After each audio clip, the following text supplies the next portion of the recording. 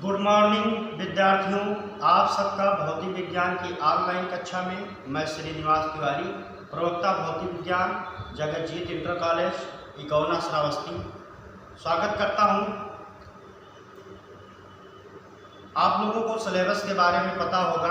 ये हम लोग लेसन 5 के बारे में अध्ययन कर रहे हैं, यानी लेसन 5 पढ़ रहे हैं। तो इसमें बल तथा न्यूटन के नियम के बारे में अध्ययन करना है। तो यहाँ पे बल और ये न्यूटन के जो गति विषयक नियम हैं, इनको सिलेबस से हटा दिया गया है, क्योंकि कोरोना के कारण विद्यालय बंद चल रहा है। तो पिछले वाले वीडियो में फोर्स हमने आपको समझा दिया था, न्यूटन के गति विषयक नियम पढ़ा दिए थे, लेकिन वो आपके सिलेबस में इस वर्ष नहीं है। अब आज हम आपको बताएंगे थोड़ा सा संवेग के बारे में, और फिर आवेग, और उसके बाद में रेखीय संवेग संरक्षण का नियम। तो आज का हमारा हेडिंग है संवेग। पहले हम आपको बताएंगे मोमेंटम।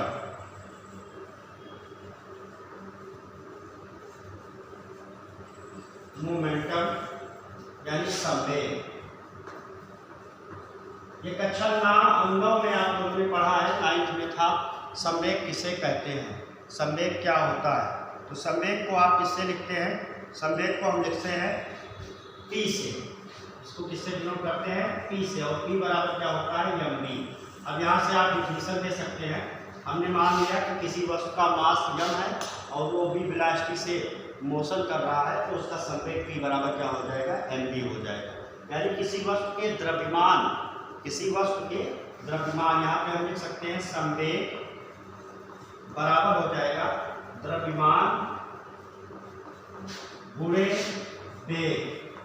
यानी किसी वस्तु के द्रव्यमान तथा वेग के गुणनफल को संवेग कहते हैं। संवेग क्या है? तो किसी वस्तु के द्रव्यमान तथा उसके वेग के गुणनफल को संवेग कहा जाता है। इससे P से प्रदर्शित किया जाता है। यदि किसी वस्तु का द्रव्यमान m है और वह v वेग से गतिमान है, तो उसका संवेग हो जाएगा P बराबर mv।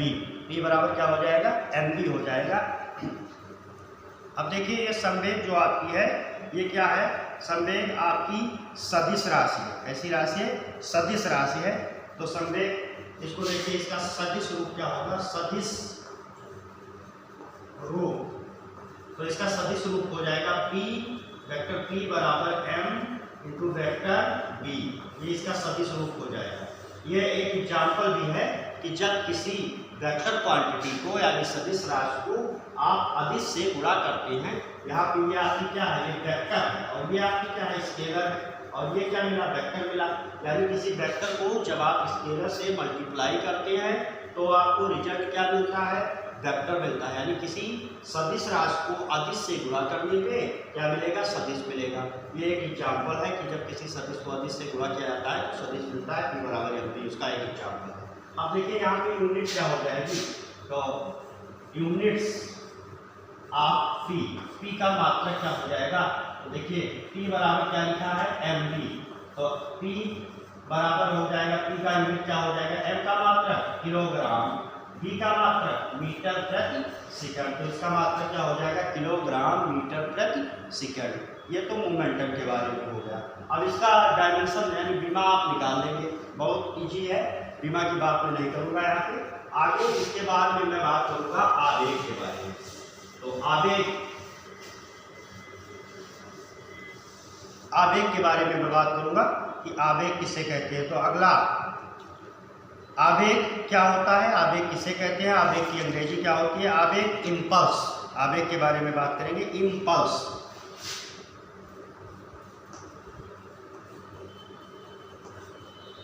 इम्पल्स आवेग। आवेग किसे कहते हैं? तो देखिए, जब कोई बहुत बड़ा बल किसी वस्तु पर बहुत कम समय अंतराल के लिए कार्य करता है, तब उस बल तथा समय अंतराल के गुणनफल को आवेग कहते हैं। इसे I से प्रदर्शित करते हैं। अब हमने बताया आपको डेफिनेशन कि जब कोई बहुत बड़ा बल किसी वस्तु पर बहुत कम समय के लिए कार्य करता है, तो बल तथा समय अंतराल के गुणनफल को आवेग कहते हैं। तो यानी आवेग बराबर हो जाएगा बल गुणे समय अंतराल। अब देखिए, आपको समझना यह है कि आवेग का एग्जाम्पल क्या है। आप तेजी से किसी को थप्पड़ मारते, तेज से थप्पड़ मारा आपने किसी के गाल पे या पीठ पे या कहीं पे भी आप तेज से थप्पड़ मारे, तो जब आप तेज से थप्पड़ मारते हैं तो वहाँ पे समय क्या होता है, बहुत कम।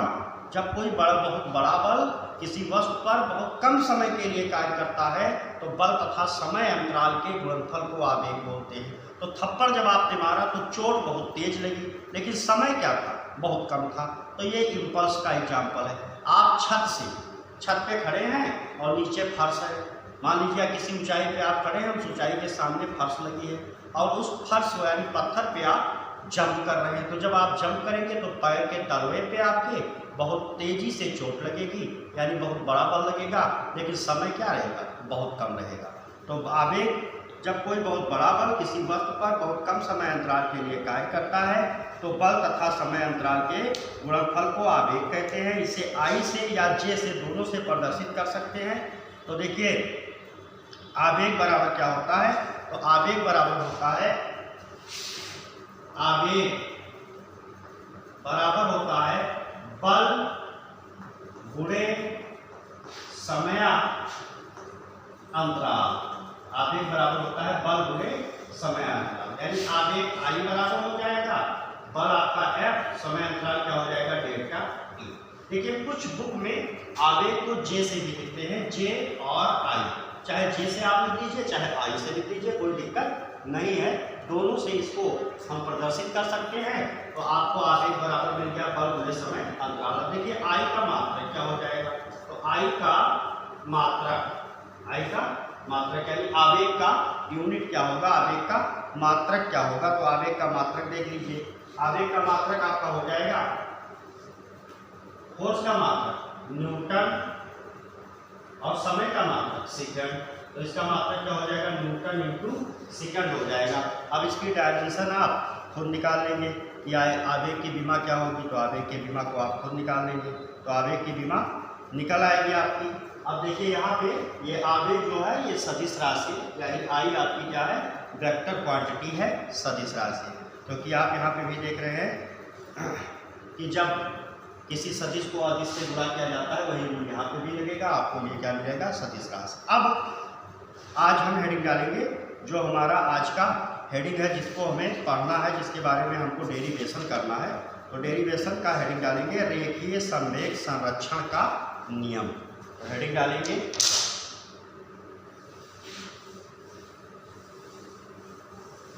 रेखीय संवेग संरक्षण का नियम, लॉ ऑफ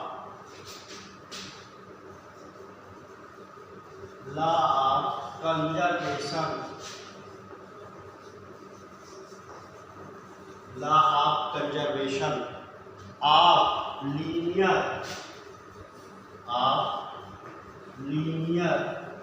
मोमेंटम।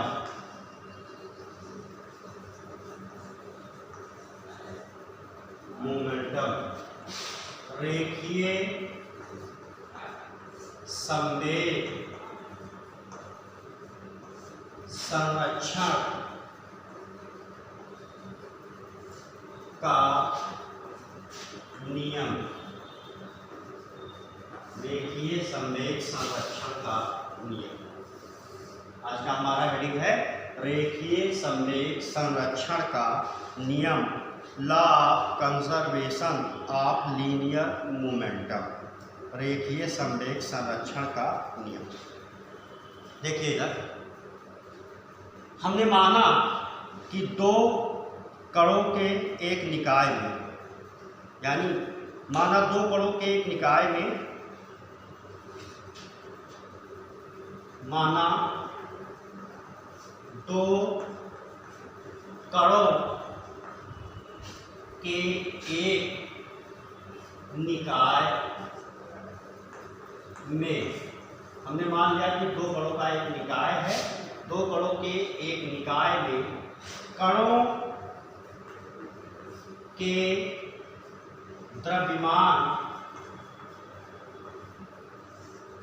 m1 व m2 तथा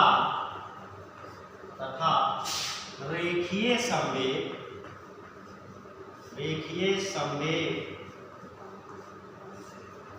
P1 व P2 है।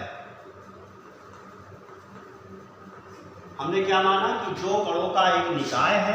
निकाय किसे बोलते हैं? तो निकाय का मतलब कणों के समूह को निकाय कहते हैं। जैसे मान लीजिए एक क्लास है, अब उस क्लास में 100 स्टूडेंट प्रेजेंट हैं, तो वो क्लास क्या हो गया, एक सिस्टम हो गया, एक निकाय हो गया, और ये जो स्टूडेंट बैठे हुए हैं 100, ये सब उसके पार्टिकल हो गए, यानी ये सब उसके कण हो गए। तो एक कणों का निकाय है जिसमें दो कण हैं और उन दोनों कणों के द्रव्यमान m1 व m2 तथा रेखीय संवेग क्या है, p1 व p2 है। तब निकाय का कुल संवेग, तब निकाय का कुल रेखीय संवेग, तब निकाय का संपूर्ण, तब निकाय का संपूर्ण रेखीय संवेग, संपूर्ण रेखीय संवेग, तब निकाय का संपूर्ण रेखीय संवेग। तो कुल रेखीय संवेग क्या हो जाएगा, वेक्टर p बराबर p1 प्लस p2। निकाय का कुल रेखीय संवेग यानी पहले कण का संवेग धन दूसरे कण का संवेग, p बराबर p1 प्लस p2, पहले कण का संवेग धन दूसरे कण का संवेग।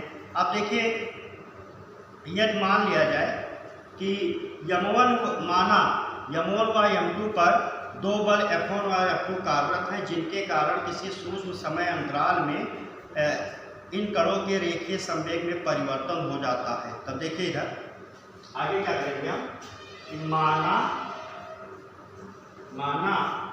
कणों पर F1 व F2 बल, यानी P1 पहले कण पे F1 बल और दूसरे कण पे F2। माना कणों पर F1 व F2 बल सूक्ष्म समय डेल्टा t टेंड्स टू 0, यानी बहुत कम समय के लिए कार्यरत हैं, यानी ये जो दोनों कण हैं इन पे F1 व F2 बल सूक्ष्म समय डेल्टा t बराबर 0 कार्यरत है। डेल्टा t बराबर 0 यानी सूक्ष्म समय के लिए कार्यरत,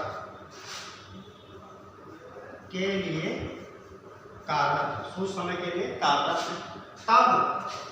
तब निकाय के संवेग में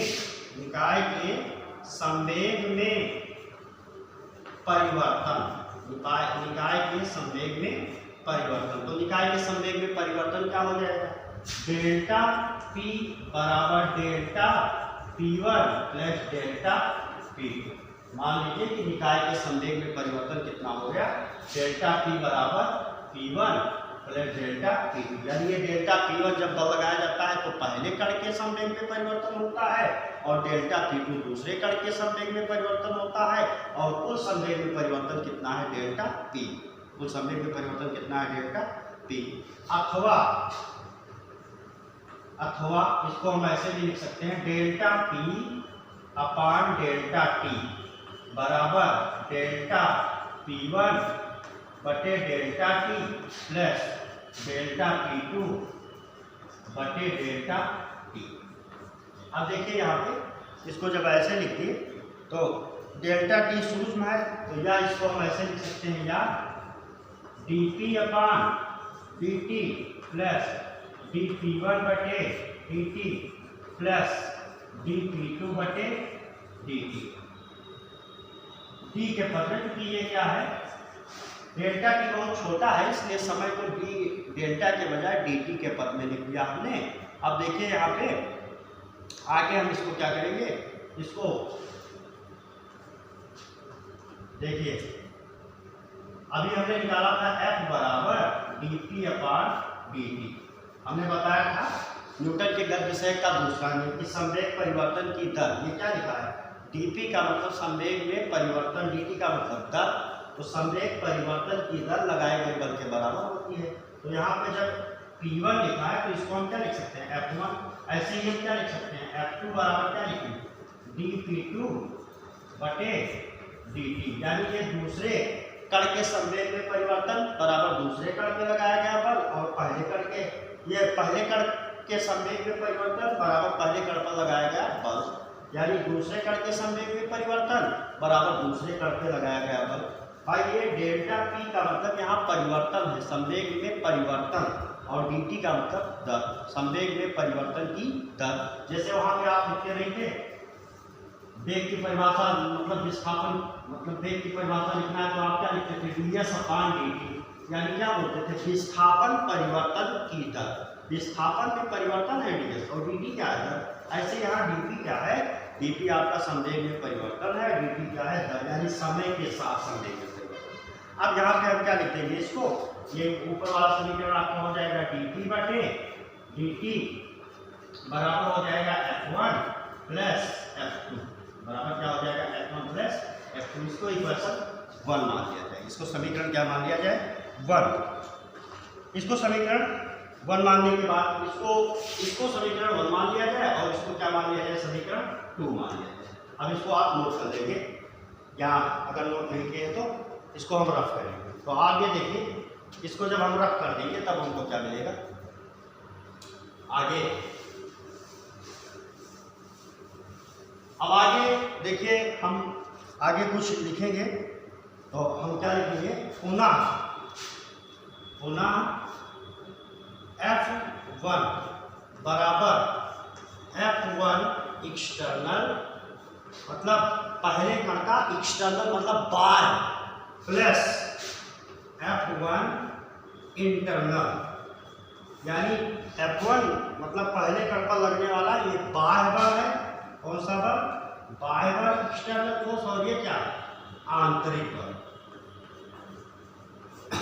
बराबर क्या हो जाएगा, पहले कण पर लगने वाला कुल बल। कुल बल का मतलब पहले कण पर लगने वाला बाह्य बल धन आंतरिक बल।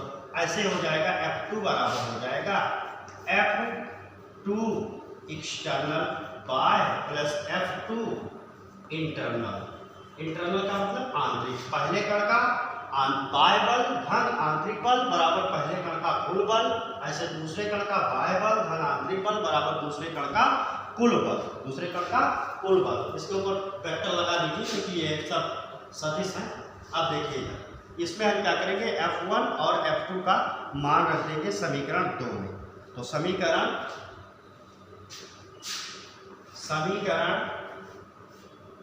2 से, तो समीकरण 2 से क्या हो जाएगा, समीकरण 2 से हो जाएगा dp/dt बराबर हो जाएगा F1 external plus F2 external को एक साथ कर दो, external plus F1 internal plus F2 internal. आंतरिक बल बाह्य, आंतरिक और बाह्य को साथ साथ करिए। तो आप देखिए क्या हो जाएगा आगे, माना क्या मान लिया,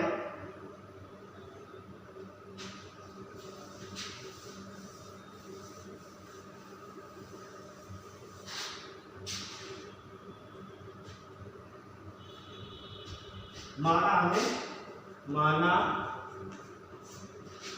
F1 internal plus F2 internal बराबर 0, क्योंकि न्यूटन का तीसरा नियम, न्यूटन का क्या है तीसरा नियम, तो न्यूटन के तीसरे नियम के अनुसार क्या होता है कि पहला कण के द्वारा लगाया गया आंतरिक बल बराबर माइनस F2 इंटरनल, दूसरे कण के द्वारा लगाए गए आंतरिक बल के बराबर होता है। ये न्यूटन का तीसरा नियम कहता है क्रिया, और ये दोनों क्या है, एक ही निकाय के पार्टिकल हैं। तो जब एक ही निकाय के पार्टिकल हैं तो ये निकाय का आंतरिक बल तो क्या होगा, शून्य होगा, क्योंकि जितना पहला कण दूसरे पर लगाएगा, जैसे मान लीजिए ये पहला कण है दूसरा, तो ये पहला इस पे लगाएगा तो ये दूसरा वाला क्या करेगा, इस पे लगाएगा, यानी दोनों का कुल आंतरिक बल क्या होगा, 0 होगा। तो जब कुल आंतरिक बल 0 होगा तो इस प्रकार हमको क्या मिल जाएगा, इस इक्वेशन में ये वाला पद क्या हो जाएगा, 0 हो जाएगा। तो हमको मिल जाएगा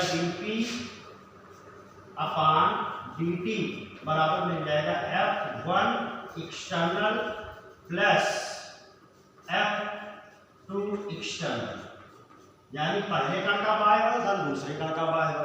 अब फिर देखिए ये हम क्या लिख सकते हैं, F एक्सटर्नल कुल बाह्य बल, कुल बाह्य बल बराबर क्या हो जाएगा, पहले कण का बाह्य बल F1 external plus F2 external दूसरे कण का बाह्य बल।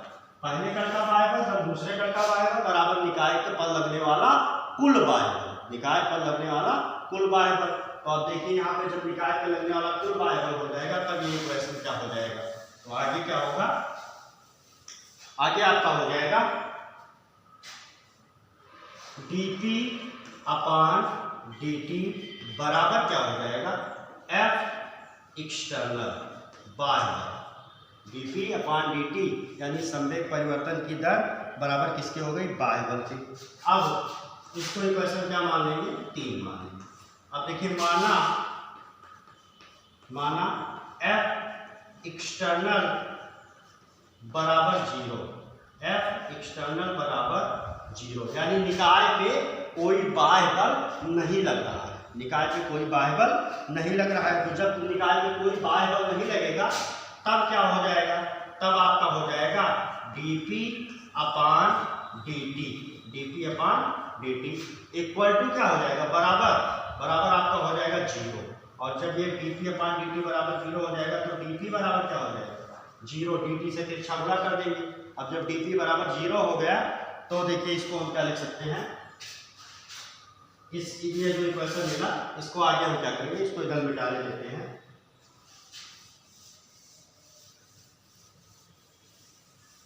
आगे देखिए हमको क्या मिल गया, dP बराबर क्या लिख देंगे, 0 लिख देंगे। dP बराबर जब 0 हो गया तो हम क्या करेंगे, दोनों पक्षों का समाकलन करने पर, तो दोनों पक्षों का जब समाकलन करेंगे तो इंटीग्रेशन dP बराबर क्या हो जाएगा, इंटीग्रेशन 0।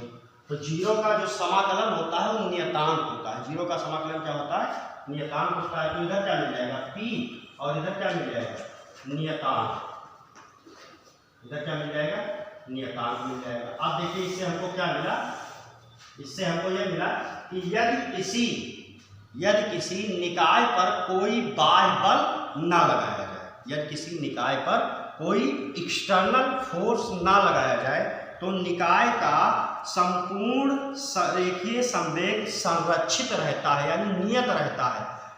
रेखीय संवेग P का जो मान होता है वो तभी परिवर्तित होगा, रेखीय संवेग P तभी परिवर्तित होगा जब बाहर से आप निकाय पर बल लगाएंगे। अगर कोई वस्तु धीरे धीरे गति कर रही है तो उसके संवेग में अगर आप परिवर्तन नहीं करेंगे, मतलब उस पर बाह्य बल नहीं लगाएंगे, तो उसके संवेग में परिवर्तन नहीं होगा। यही संवेग रेखीय संवेग संरक्षण का नियम है।